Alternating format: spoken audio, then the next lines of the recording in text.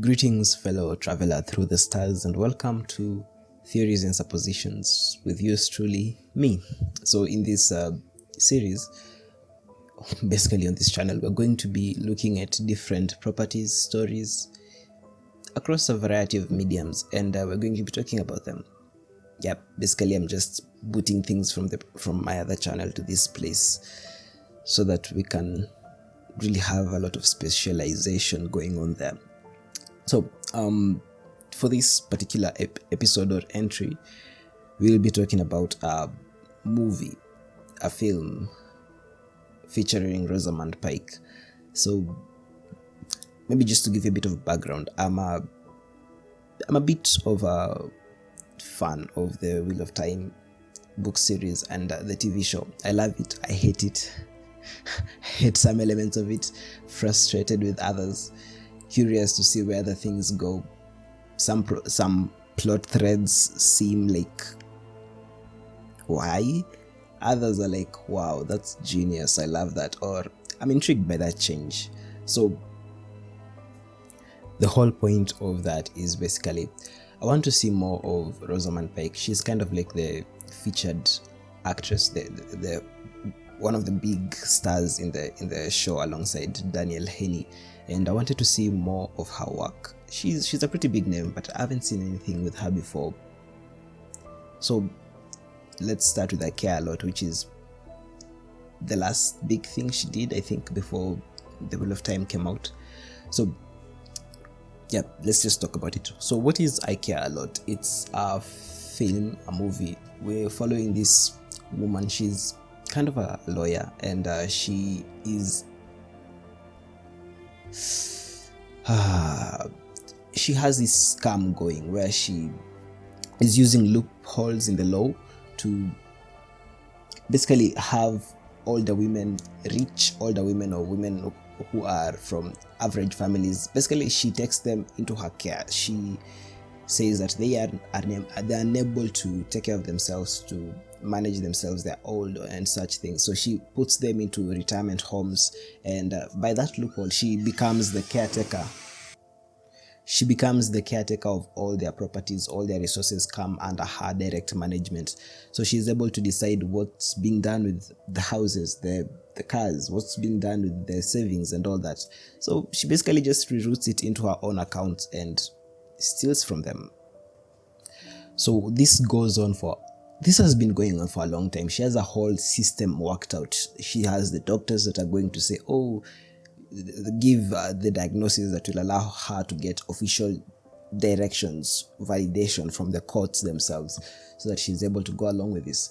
And she has an agreement with the retirement home. She has a system with the guy who runs the place and all that.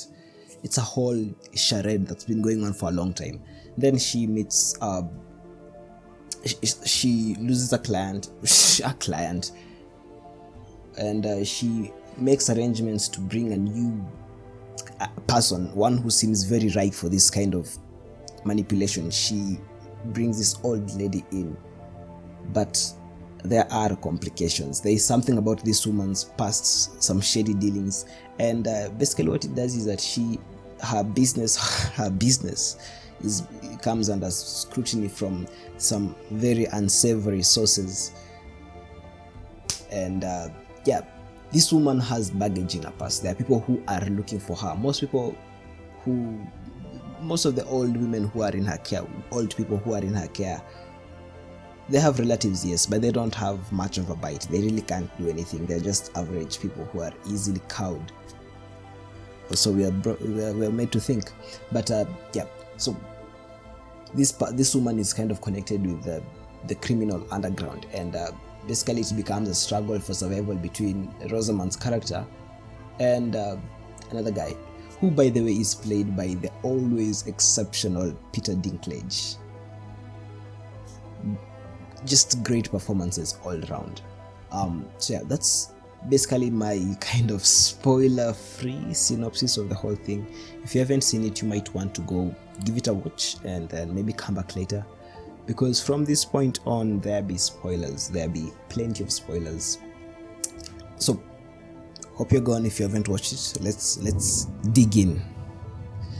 So this film is very interesting on several points. There are a lot of themes that are being discussed. The message of it is quite clear, and it's one of those things that are created to sort of shine a spotlight on a certain societal issue, that the kinds of things you just see on the news and you're like, wow, what the heck, people are doing that sort of thing, that's crazy, why, what's wrong with people? And then maybe you don't think about it for the rest of your life, unless you directly come into contact with that particular issue. It's one of those things that are important. It's one of those things that really highlight, or rather the reason why we have media, why we have shows, why we have movies, why we have books, why we have stories, because it certainly makes you think about things on a more personal level.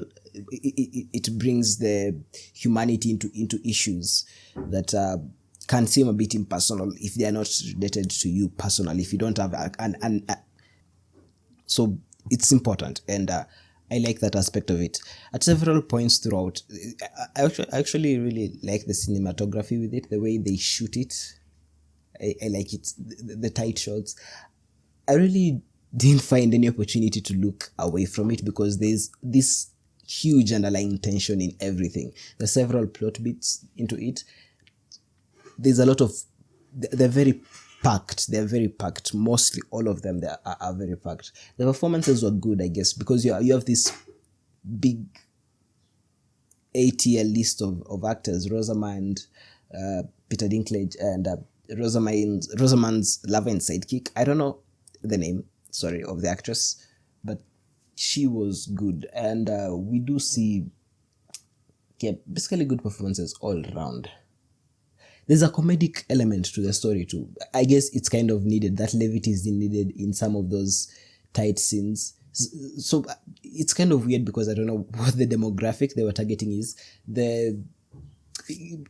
Mostly these stories with goons who are, or the big bad guys, his goons, where they're comedically, they're not good at what they do. You have a gun, and then people just manage to knock it out of your hands with what are these kits that are supposed to stop fire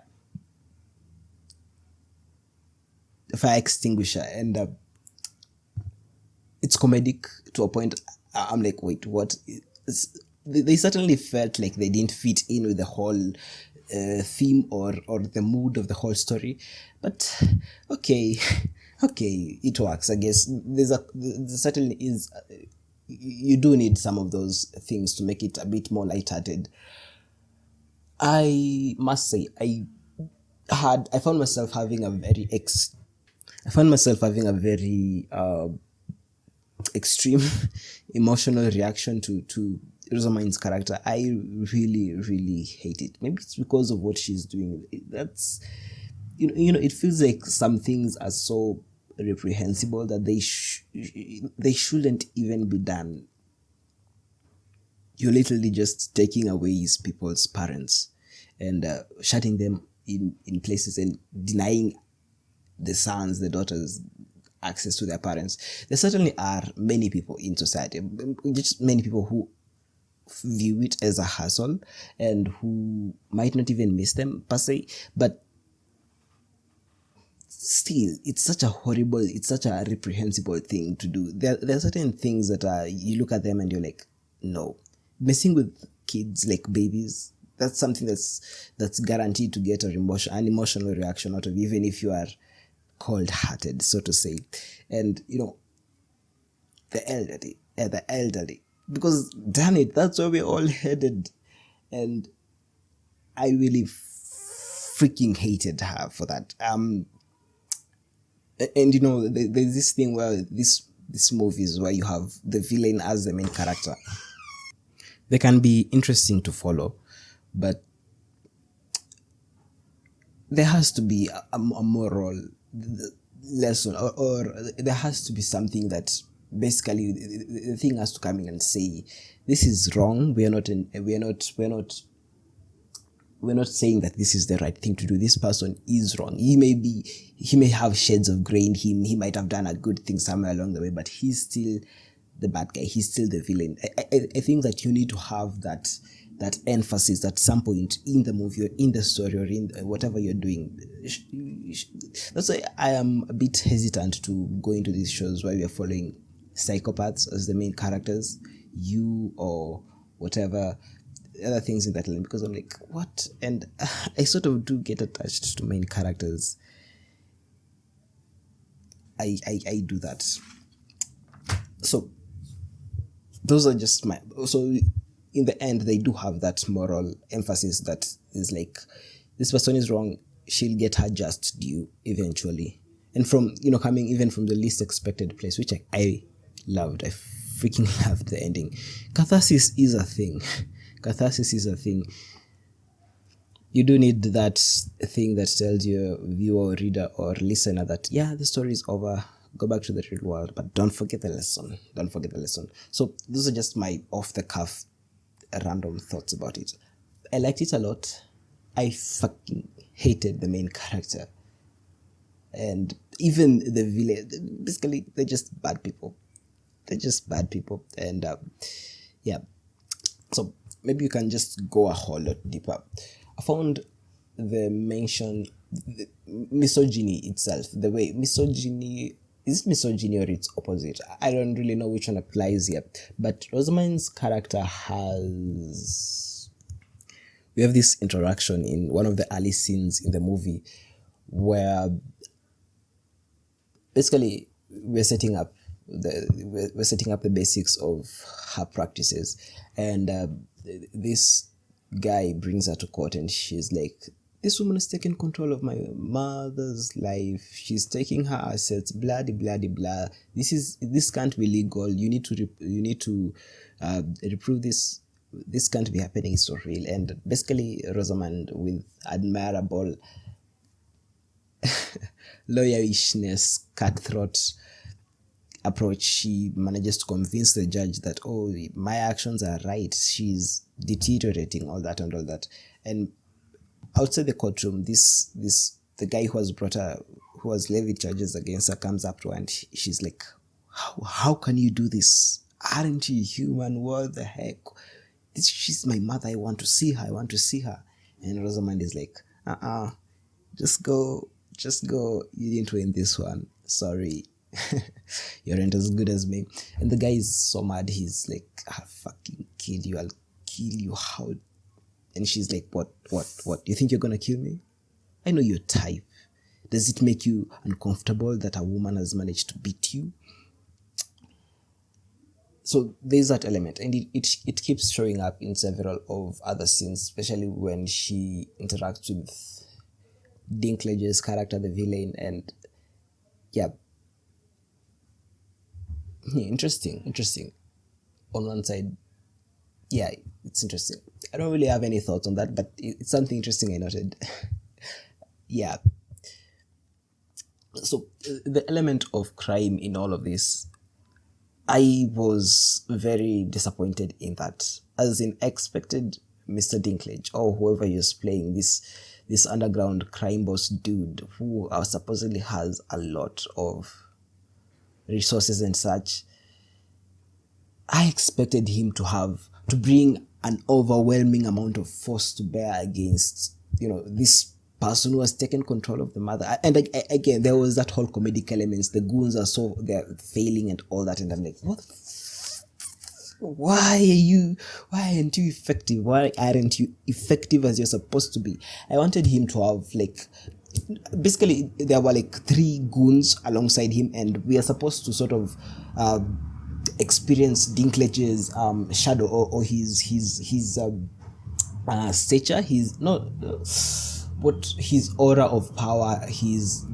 We're supposed to be afraid of him based off of the way his servants, okay, not his servants, the guys, the people who are working for him, the way they're afraid of him. That's supposed to set us in the mood to be, oh yeah, this guy is scary, she's in trouble now, isn't she?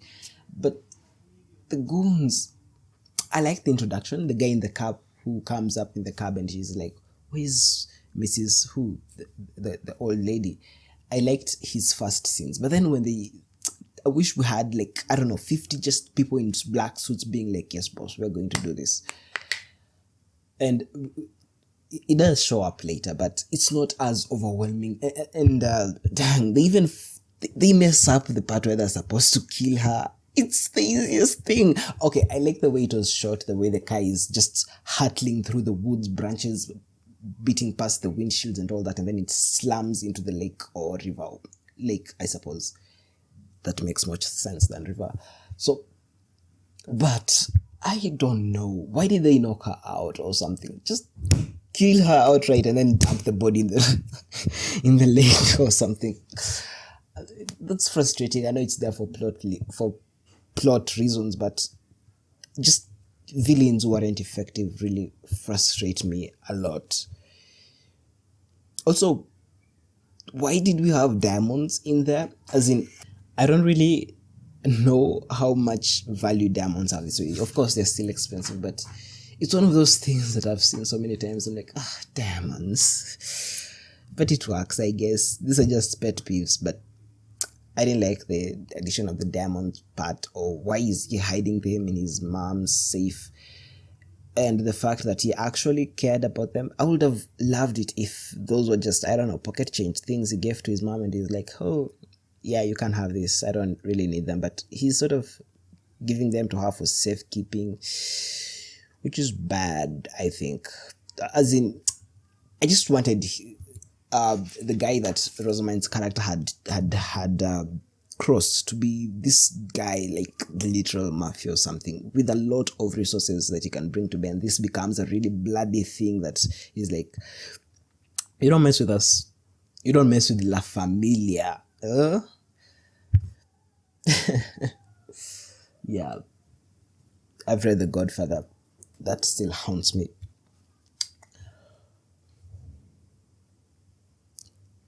An interesting thing about this is just the skewed morality of all these people who are in play. And that's the kind of things you expect with the villains. Peter Dinklage sets out on this whole thing, his character sets out on this whole adventure, and he's like, I am going to save my mom from this person who is exploiting her. But then once he realizes that, oh, I'm beaten, I don't know, I've been beaten, he's like, okay, let's combine our forces, let's make this even bigger than it currently is. This is a scheme that you can take to the international level across all the states. And I'm like, damn, man. Way to remind me that he's actually a villain in this story.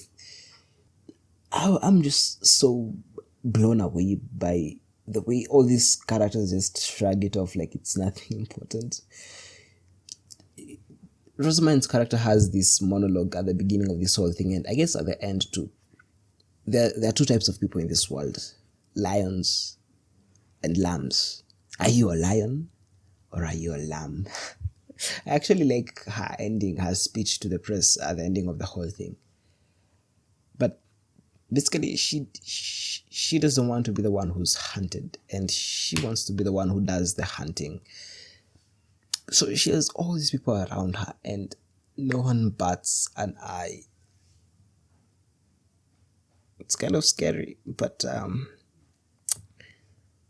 that's the moral of the story, I guess. There is no morality these days. It's just so disturbing the way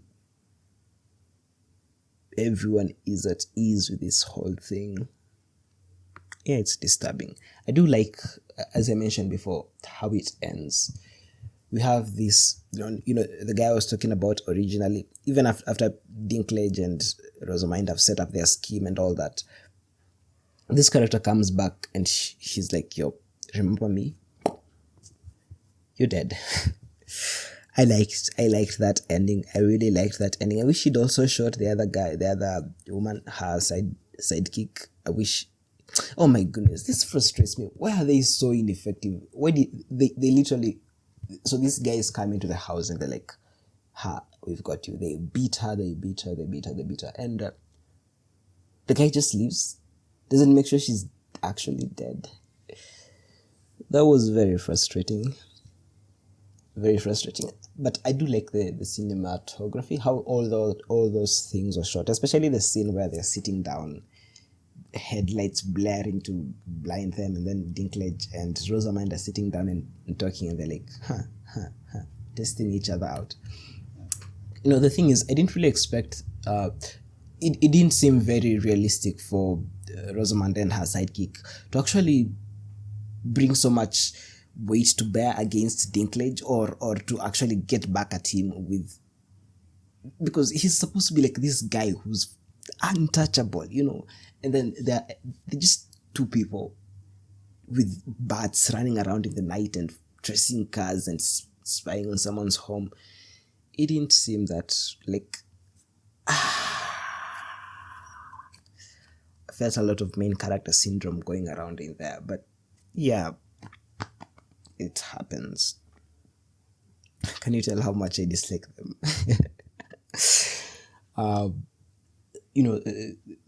The choice for them to have it be a retirement home and then for it to escalate and it actually be a psych ward. I think there's this deep fear in us, like people of this modern age, being trapped in a place where you literally have no freedom, you have no control of anything. And I remember as a kid watching Dr. Dolittle going through that, like, you're crazy. I'm not crazy, I'm just different. No, you're crazy, you're talking to animals. And it escalates as you read thrillers and people go through that, and then you read Stephen King and all that. There's this deep fear of being told you are mad, and being imprisoned somewhere and just having things, medicine that dampens your drugs that dampen your mind, make you unable to think, just existing in this fog, having all that happening to you, and you're like, this seems like it could happen. I mean, how much control do you have over these things? It's a deep-rooted fear in modern society, and I think they really executed that very well here. And the way she wielded that power is really scary. Is really scary. She asks, she goes around asking people, "Are you scared of me? Are you scared of me?" I'm scared of you, very much so, very much so. That's why it really drove me mad when they kept getting away with things. Oh my gosh, that judge. I feel like I need to slap him or something. So, at the end of this story, who won? Who was the victor? I must say it's Dinklage, because they set up this nationwide scheme to, start taking over all elderly people's finances. And they agree that Rosamund will run it. She's going to become the face of the company, so they do agree that she's going to be the face of the company and everything. But by the end of it, she's dead. And I hope something else bad happens to the sidekick. So in the end, Dinklage has control of this whole nationwide thing. And I think it will be really, really satisfying for a similar thing, for it to escalate. So in the end, Dinklage is the one who has all the power in this scenario. He has this thing. But as I was saying, I think it will be very apt. At least this is what happens in my head canon. They're going to get someone else who is, someone even more powerful than Dinklage is going to fall into this, and he's going to regret it, and someone is going to kill him and all that. I think that will be an interesting escalation to the whole thing, which I find exciting to me. Basically, I have nothing left to say. Those are my thoughts on the whole story. Yeah. I think that's everything. I really liked the acting, but the person I'm really looking up at, the guy, the main character, the one who's carrying the show and who I'm here to see, is Rosamund Pike. So maybe we can just briefly talk about her performance here. Having seen this, I can see why they wanted her to play Miranda Mordred. She's basically an Aes Sedai in this world, even going as far as kidnapping people. Katsuen, I see you. So that was there are definitely elements that are similar to Maureen, except that Maureen has actual morals. She does have morals, but in terms of her, she might be evil. Okay, she's evil. Okay, she's evil, although it feels a bit extreme too. But she's a bad person, yeah. But she really does have a way of playing that powerful woman, are you scared of me kind of approach. She has that very well. It's kind of jarring because it's sort of different from how she does Maureen. There's a sort of understated. Maureen is very understated, or in terms of how she plays her. It's not as very much in your face. Oh, you want to mess me? You want to mess with me? Try it and see what happens. Kind of approach she has here. The bright suits, everything. She has it down well, and yeah, I was definitely intimidated. But I do like her approach to both of them. I don't know if there's any opportunity where she might get to bring out this side of her. I think the kind of character she played in Gone Girl is more similar to this one than to Maureen. So yeah, I'll be interested to see Gone Girl later on and compare those two. I don't think there is any opportunity for Maureen to act like this, so I don't think we'll have that. Though I have thoughts about how she does play Maureen, the half smiles, there's a very interesting way her face masks when she's doing Maureen, which I find kind of compelling. Yeah, but that's it. Maybe I'll have an episode where I talk about her as Maureen later on, because I liked her. I really, really liked her. That was a great choice in terms of casting. I haven't really talked about some other things. Maybe once I've decompressed and thought about it a bit more, I'll have other thoughts. But specifically, there is a point in time where Dinklage's character asks her, what do you want? Why are you doing this? And blah, blah. I think it's the moment when they are sitting in the forest clearing and trying to intimidate each other. And she's like, I want so much money that I'll be able, I just want to be so rich that which is a honest desire for most of us. I like the fact that she's being honest about it. So rich that no one can walk over me. Which really brings the moral of the story into context because of how she dies. And I like that. I think I've already spoken about that. Basically, my thoughts after seeing this is that, monsters don't go around with horns on their heads announcing themselves. They're normal people. How much are you willing to pay? How much are you willing to do? That's a nice way of looking at it. You need to be able to suffer to get the things you want, but at the core of it, there needs to be a certain aspect of humanity at your core. Otherwise, what's the point? You'll get rich and all that, but you still get killed by a guy you thought didn't even have anything to add to your conversation. Nothing. A throwaway person you just met and were rude to or something, and you harmed and you didn't think much of it. So yeah,